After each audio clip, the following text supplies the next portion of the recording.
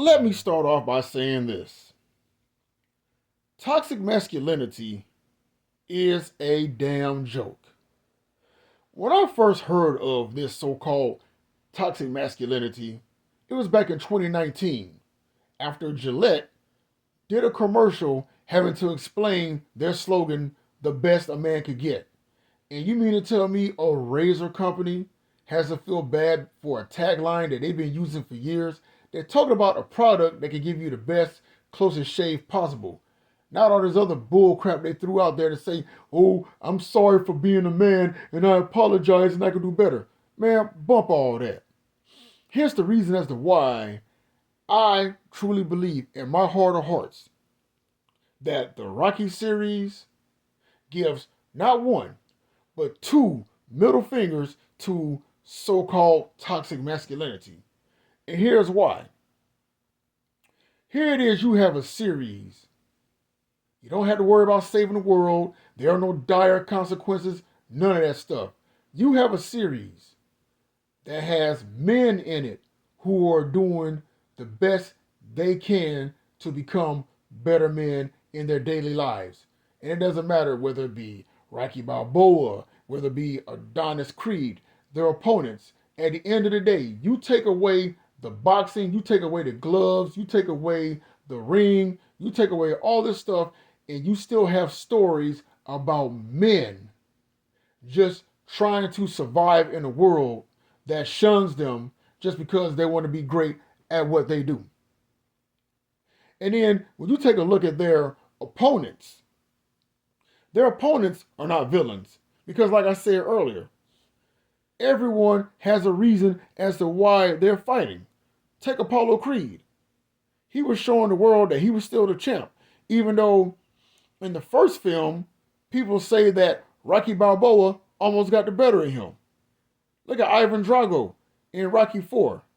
He was fighting for his country, even though later on they would turn their backs on him after he lost to Balboa. And look at Damien in Creed 3.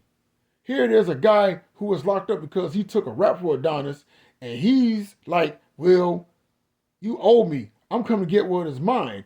I've been sitting behind bars for the longest. I taught you the game, and I feel like I've been cheating in life. So now that I'm out, I got to get what's mine, little bro. And also, when you look at it, none of these characters in these films are enemies. After they slug it out, they end up burying their beef with each other, and they end up being cool. Again, look at Apollo Creed. In Rocky 3, he trains Rocky for his rematch with Clubber Lang. He tells this man, dude, when you was up and coming, you was hungry. You had the eye of the tiger. But ever since you got this glitz and glamour, you lost it. That's how Clubber beat you. I'm going to help you get it back. And they end up becoming boys. Real cool. A bond. They become brothers is what I'm saying. Then look at Adonis. After he beats Damien in the third film, they cool with each other. They slugged it out. They got off their chest. And remember, hey man, we was boys. None of this changes. You know, we still cool like that. And then look at Victor Drago, son of Ivan Drago. After he beats him in the second film, he ends up becoming not only a business partner, he also ended up becoming Drago's fight promoter and his training partner as well. So point blank, what I'm saying is this. All this toxic masculinity, throw that crap out the window. The Rocky series, like I said earlier, gives the double middle finger to this. And it also boils down to what the legendary Mike Tyson himself said. Not everyone you fight is your enemy. And he wasn't lying about that. And for that, this series, not only is it my favorite movie franchise of all time, but it has my respects for showing what it is to be a man and to say to hell with toxic masculinity. Just my thoughts, just my opinion, and as always, I'm just saying.